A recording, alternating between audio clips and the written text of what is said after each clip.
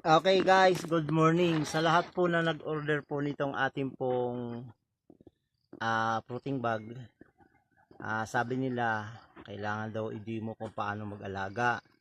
So ganito lang po yun mga kapatid, no? Kung nakikita nyo po itong ating pong kwarto, maliit po ito.